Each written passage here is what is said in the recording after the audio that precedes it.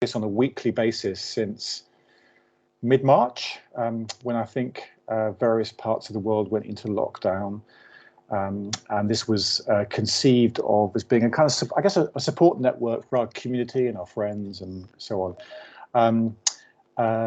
Given that things are kind of slowly returning to normal, although it's not quite clear what the new normal looks like yet, we're going to change the rhythm of this a little bit, and we'll be moving to a monthly call from next month. So this is the last of the weekly calls. Alex will be sending out the invitation to the monthly call when we kick those off in a few weeks' time. So for the regulars, we'll know this is fairly informal. We have a guest joining us who's going to start the conversation off. Please jump in with comments, questions. No heckling is allowed though on the call, clearly. So I'm here today with Rhian Price, who's from Momentum, and we're going to be discussing the return to the office. So how do you get marketing teams back into the office?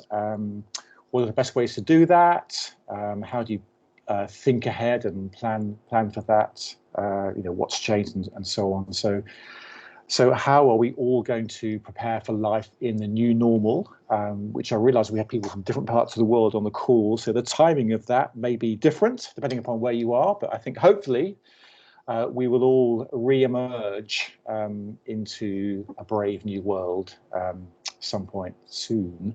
But maybe, Rhian, you can just start by setting the scene, letting us know, people on the call know who you are, what your job is, what your background is, and what you do. Sure. So my name's Rhian Price and I'm People Director at Momentum, and I've been with the business for about 18 months, although with the addition of lockdown, it feels like an extra 5 years. I don't know if that's a good or a bad thing. I'm definitely up for heckling since this is the last session in the All Bright Minds season, so go for it.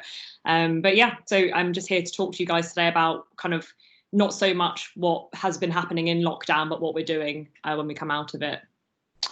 Great. Yeah, so I know you've been super busy doing all kinds of things to prepare for the post lockdown world. And I want to really talk about the kind of return to the office, back to the office for most of the call. But I just want to start by asking you as an HR professional, just to kind of maybe reflect back on what we've all just, I suppose we're still going through and what we've been through, and looking at it through your kind of HR expert lens, just to ask you what's been the kind of biggest upside, if there has been one, of what's happened, and also what have we most lost, do you think, during the recent weeks and months? Yeah, well, I think the first thing to say is that had we known that we would ever be going into this situation, I could never have predicted either of any of these answers, and especially what's been our biggest gain and our biggest loss. It's been so surprising, but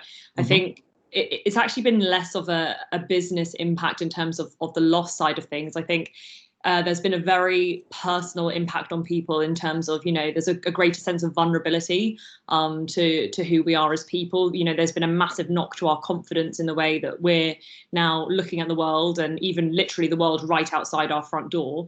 There's been the luxury of things that we took for granted before have been taken away from us. So there's undoubtedly been a massive strain on our mental health, and I actually don't think anyone has stopped yet to really think about that. And it's only now that we're talking about reopening offices, or even today announced the 2 meter rule going down to 1. We're going, oh, hold on a second, I thought this was just some big bubble that was going to burst eventually, but it was really far away, and now it's just around the corner. So I do think there's going to be a further impact on how people deal with that mentally. So I'm nervous about that. I'm very mindful of it as we go forwards. And we're trying to go back into some semblance of normality, but that's not going to be an overnight thing. In terms of, I just made that sound really depressing. In terms of the positive side of it, we've actually gained so much from this experience. The biggest gain for Momentum has been the collective spirit of our people and culture. I don't think I could ever have imagined everyone coming together as much as they have during a crisis, to lift other people through it as well. It has been amazing. I think through kind of speaking openly together about what lockdown has taught us, we've been able to design a completely new way of working that we are moving towards. Obviously, still some hurdles to cross first. But we have agreed as a team that we're going to start a fresh operational model that is based around higher flexibility, better delivery of work, quality of work, and kind of less time spent on tedious admin meetings and kind of, excess, basically. So we're really looking forward to that. Great. I can't wait to see the end of admin then. I'm taking that as a firm promise on your side. I said that on a recording. So maybe we can kind of, thanks for showing that. I think that was really interesting. I think as you say, the impact of mental health has been talked about a little bit, but I don't think we've really understood the kind of full impact on that. And I guess there's lots still to come there. But looking ahead a bit in terms of the kind of practical side of things, I know you've been busy planning away. I know when I spoke to you last week, you were in a taxi on the way back from the office, which may be a little bit scared for you on your behalf. So you've obviously been actually getting stuff ready. So what are the plans, and how could share some plans that people can actually maybe learn from themselves as well? So yeah, it feels like there's so many different layers to it. I think we're kind of, in terms of the, if we look at a bigger picture set of plans, there are kind of two things that we're running in parallel. So, we've got the continued navigation of actually working through this lockdown. So from an operational and kind of health and safety point of view, what are we doing as things ease from a government standpoint, and as we make decisions as a business about our office being a safe place to return to? And then kind of on the other hand, we've also announced a completely new way of working, a new operational model. We obviously want that to be really successful and need to be planning for that, but it's so hard to do the two things at the same time. So, we're basically running two massive change programs. So our kind of, this is like a really basic approach to it, but our way of compartmentalizing it is we've kind of taken the approach of separating the two as much as physically possible. So if you kind of look at our timeline of where we were at the beginning to where we hope to be come sort of September time this year, things have happened in blocks. And so, if we're looking at a timing plan, I would say phase one is 1st of July up until September is us just trying to get people safely back, for those who do want to come back into the office environment, and also use that time as a bit of a testing and experimenting period for what's all the stuff that could possibly go right and wrong during that time, to help us understand if we're going to be successful in our new flexible way of working from September. So it's all a bit weird in that period because it's a transition, but it's going to teach us some stuff about what will be successful moving forward. So, for example, there's one thing flipping overnight from everyone working in an office to everyone working at home, but we've never tried before just to have 30% of people working at home, or completely the opposite. And how does that actually play out day to day? So, we're going to find out by doing it. Okay. I know also you've hired some people during the lockdown phase, and I'm guessing we'll hire people during the next transitional phase too. What's recruitment going to look like, and on the whole onboarding thing as we go with all these kind of unknown unknowns, to coin a phrase? I think it's been really easy to look internally during this time, because your first instinct in a crisis is to protect the people that you already have, that you already know. The biggest risk that people have felt during this time is, am I going to lose my job? So there's been very much a focus on kind of wrapping our arms around, the network that we already have. But, one thing that's getting us through this time is planning for the future. So we have to look forwards and have to talk about, getting back to a place where we're going to be looking at growth again. And we've been lucky enough, as you mentioned, to hire a couple of people during lockdown. We've faced the onboarding challenge. I think we did a good job of it, as best as we can, having been thrown in. In terms of, opening the doors for new recruits, well, first of all, we've been speaking to people the whole time that we've been in lockdown. So we're always speculatively meeting with great talent outside of the business, because you've got to have, a bench ready. You never know when somebody is going to move on from the organization. Life just happens. So as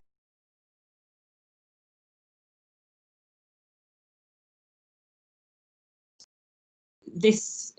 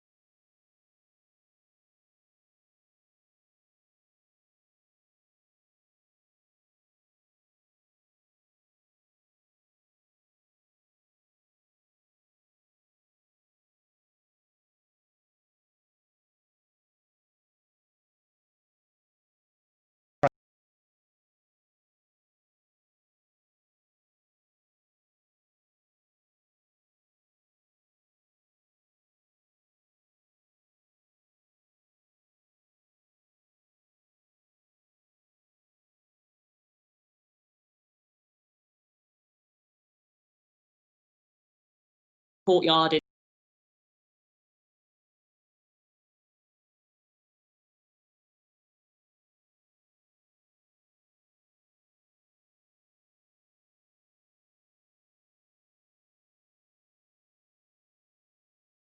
and if I had to talk to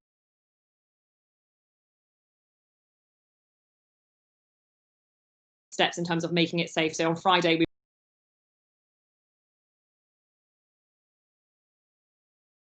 with appropriate sprays.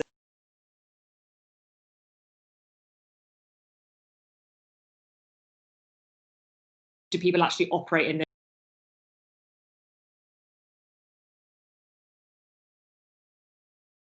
Think looks to be safe. So at least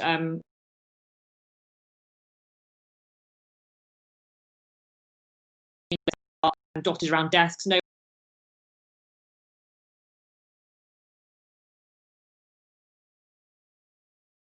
really use their common sense, and I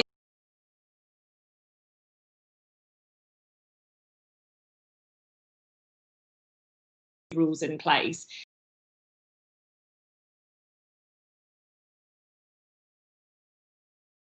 Coffee on the terrace. I expect people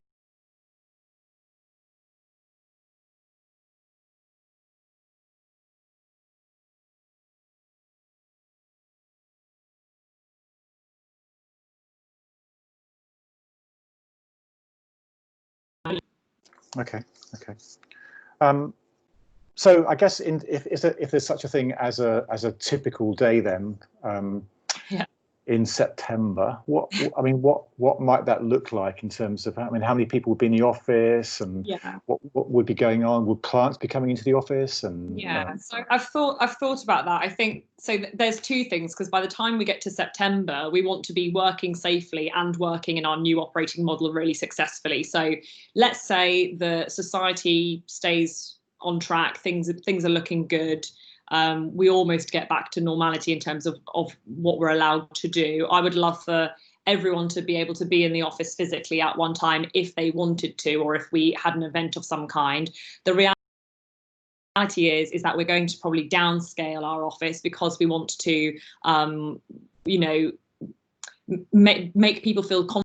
We're not expecting everyone to be in at the same time. We want our offices to be kind of, they want to, otherwise they can be at home, they can be in a cafe. So we're going to downsize it, but yes, we'd absolutely love to be able to welcome clients back into the building. They love coming in, we love having them. There is nothing like face-to-face collaboration and conversations. I genuinely think that. I'm personally getting quite sick of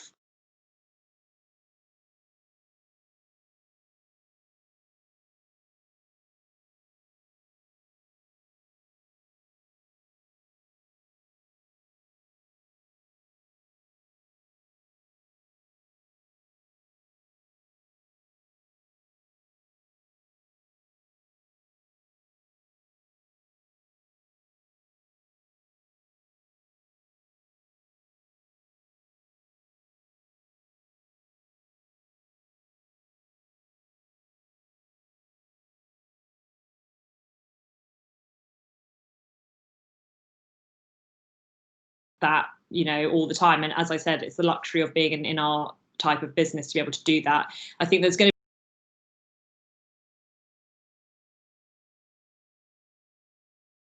to it. We've never quite tried this sporadic.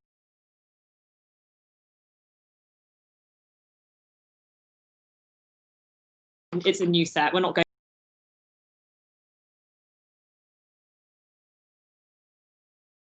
a bigger expectation on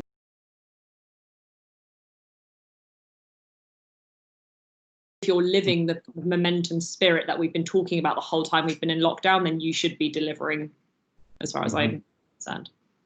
Okay.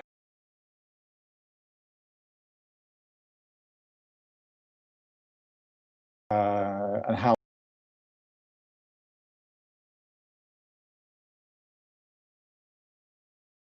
But before I do that, I just want to throw it open to the floor to ask if anybody on the call wants to jump in and put a question to Rhian.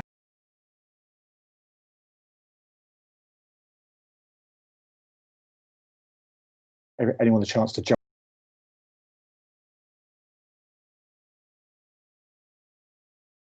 Put something into the chat, but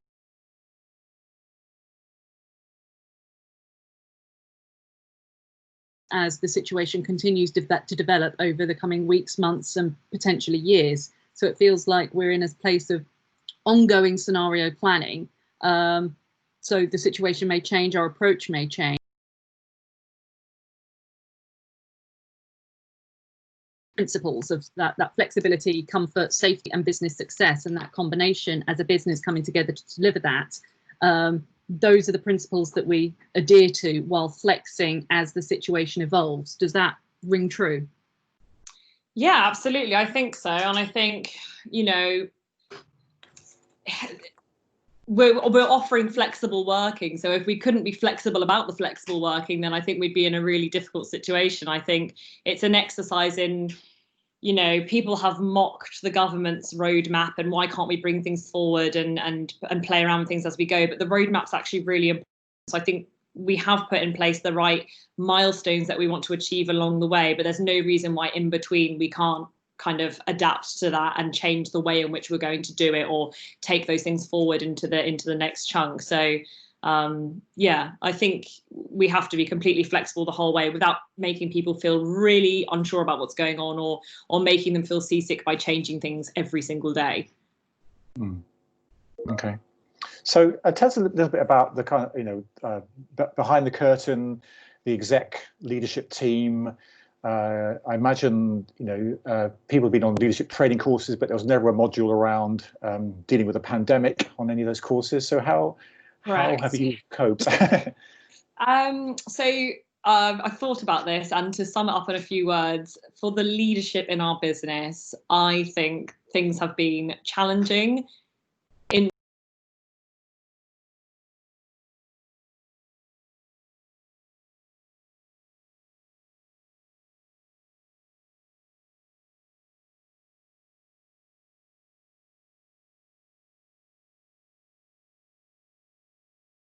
At some point, but particularly, you know, being there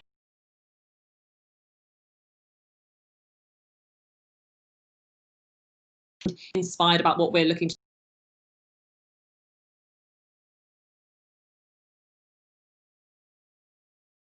became, let's just tell everyone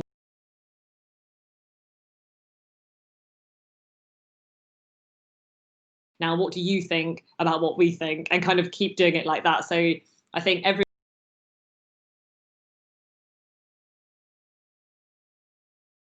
survey detox after this, but, you know, really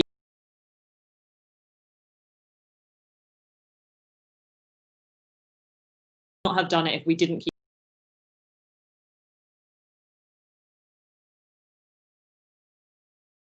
in any business in the UK right now has been how you treat your staff during a time like this, and how in turn that will affect people and how they think of you as leaders in the future. So obviously there was an example in the news not long ago about how Wetherspoons treated all of their staff as soon as we went into a lockdown, and now that the pubs are reopening on the 4th of July, everyone's kind of saying let's boycott Wetherspoons now. So, you know, that's just kind of a crass example of the situation you can put yourself in if you don't treat people right at the time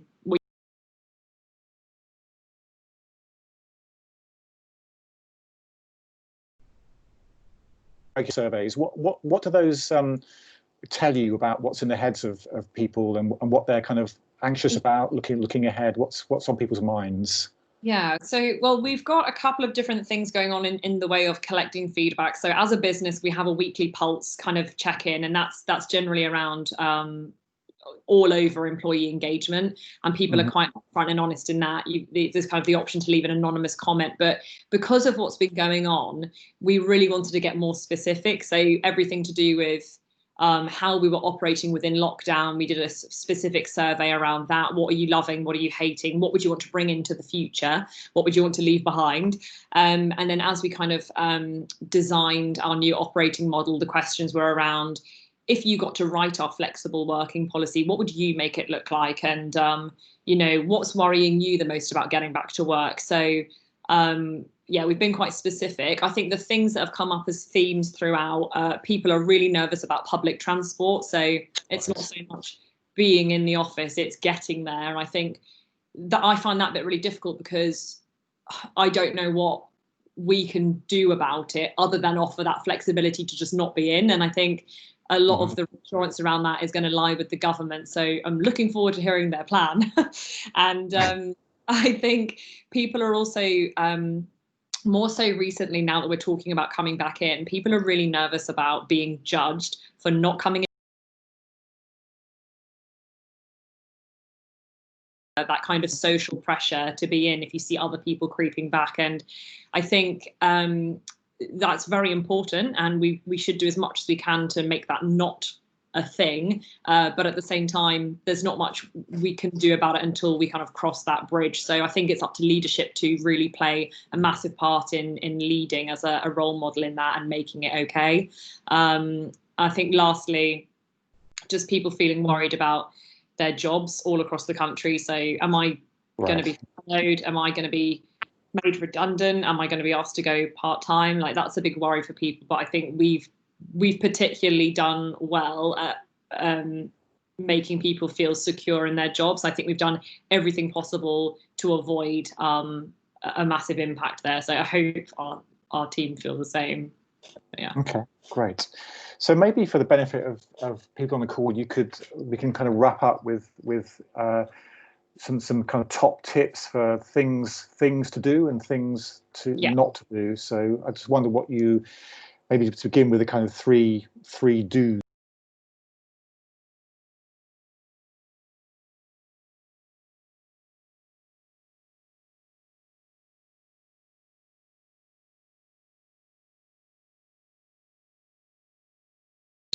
Is integral throughout all of this. Just keep checking stuff, keep telling stuff. You really can't over communicate at a time like this. So I think if I was going to give you a do, it would be do ask people if they're sure, and then ask them again, because just going back to what I said about confidence being knocked, people aren't always giving you the answer that's truly in their head. So keep checking in. Do be really mindful of a mid to long-term impact on people's mental health after this. It's really not going to be easy to snap straight back into the game. Even just going into the office for that one day, when I came home, I was knackered, couldn't, having to just get myself up and dressed in something that wasn't a tracksuit and go into central London and come home. It was really overwhelming to go back and do that after 3 months of thing. So we don't,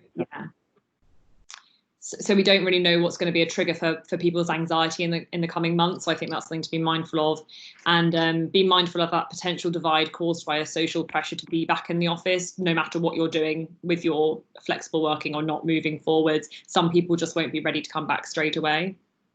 Okay.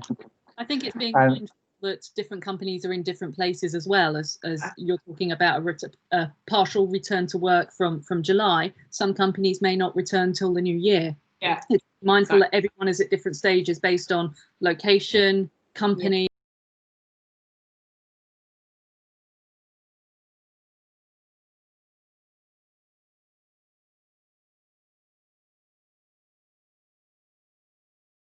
Activity of.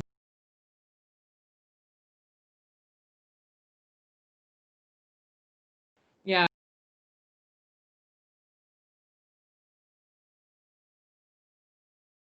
Some people want it.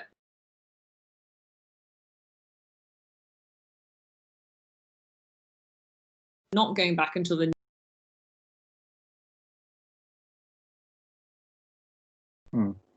Okay, so I'm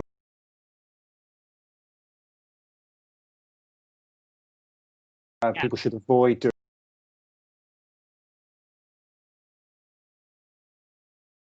Like I've probably covered a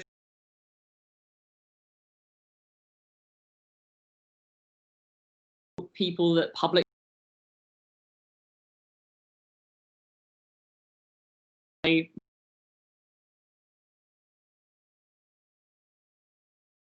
in safely. Don't give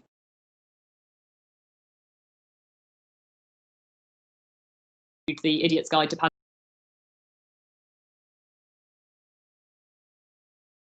something I haven't mentioned yet, but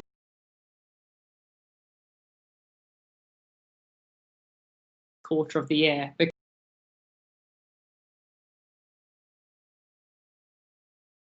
Okay, great. Okay, that well,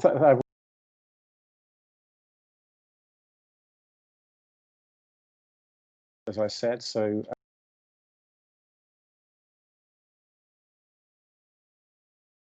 nice English pubs, but I'll leave it at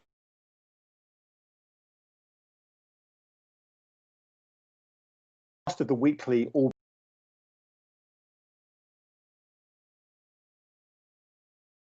I think still will be.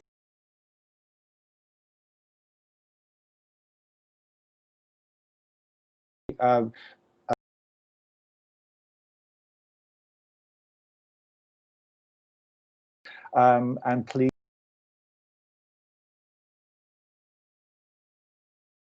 Everyone. Thank you.